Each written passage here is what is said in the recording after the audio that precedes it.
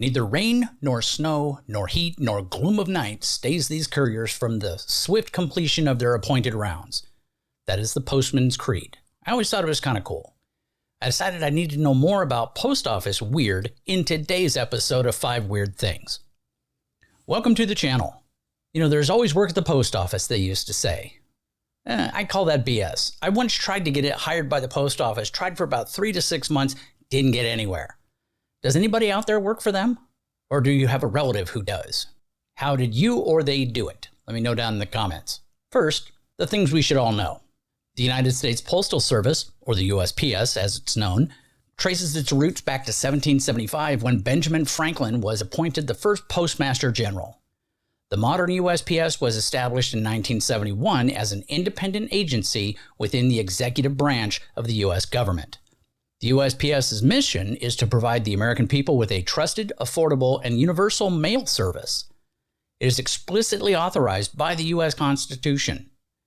It's worth noting that the USPS has been a topic of discussion and debate in the context of its financial challenges and the need for reforms to ensure its sustainability. Public support, changes in postal regulations, and potential legislative actions are all part of ongoing discussions about the future of the USPS. Weird thing number 5.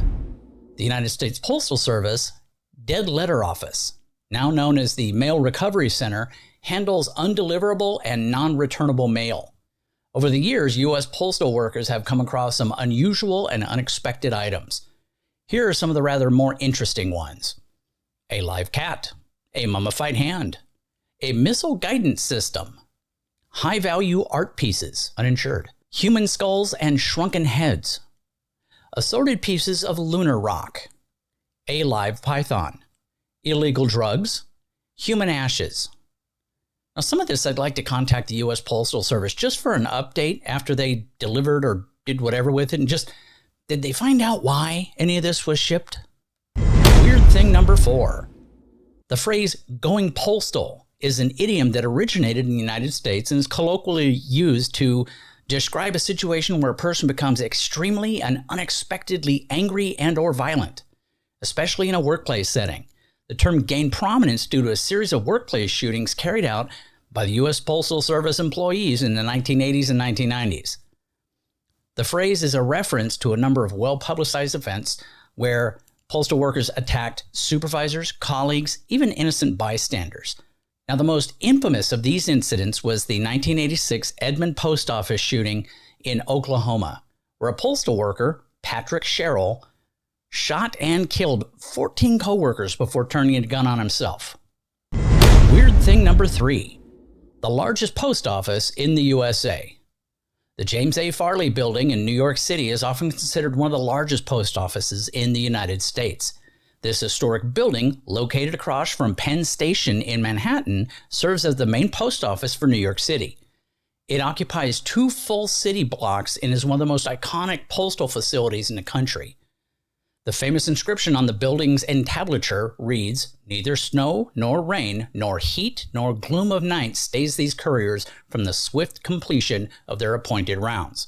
This is often associated with the U.S. Postal Service, although it's not the official motto. Weird thing number 2. While postal crimes can encompass a variety of offenses, 3 significant types of postal crimes seem to rise to the top and be the most voracious. The first is mail theft. Stealing mail is a federal offense and can involve taking mail from mailboxes, porches, or postal facilities. Criminals may target letters, packages, even financial information for identity theft. Mail fraud. Mail fraud involves using the postal system to carry out fraudulent schemes or deceptions. These can include sending deceptive advertisements, fraudulent financial offers, and other scams through the mail with the intent to defraud individuals, businesses, or the government. And drug trafficking through the mail. The postal system is sometimes used and exploited for illegal activities, including drug trafficking. Criminals may attempt to send illegal drugs or controlled substances through the mail, taking advantage of the vast network and relative anonymity provided by post office services. And finally, weird thing number 1. Letters to Santa. Writing letters to Santa is a cherished tradition, especially among children during the holiday season. In many locations, the whole community seems to get involved. Addressing the letters. To ensure that the letters reach the North Pole, children address them to Santa Claus, North Pole. There are volunteer programs. Some post offices have put together volunteer programs where individuals or groups can respond to the children's letters to Santa. This adds a touch of magic and excitement to the holiday season. Parents or guardians often play the role of Santa's helpers by assisting children in writing and sending the letters, and some families make it a special event with decorations, hot cocoa, festive music. In addition to individual efforts, there are community initiatives and programs where businesses, schools, or local organizations collaborate with postal services to respond to children's letters or fulfill some of those holiday wishes. Some programs and services like the USPS Operation Santa program allow individuals to adopt letters and send gifts or responses on behalf of Santa. This brings joy and surprises to children who may not have expected a reply.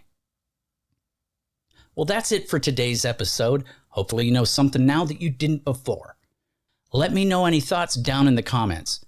And if you're still watching, today's code word is stamp.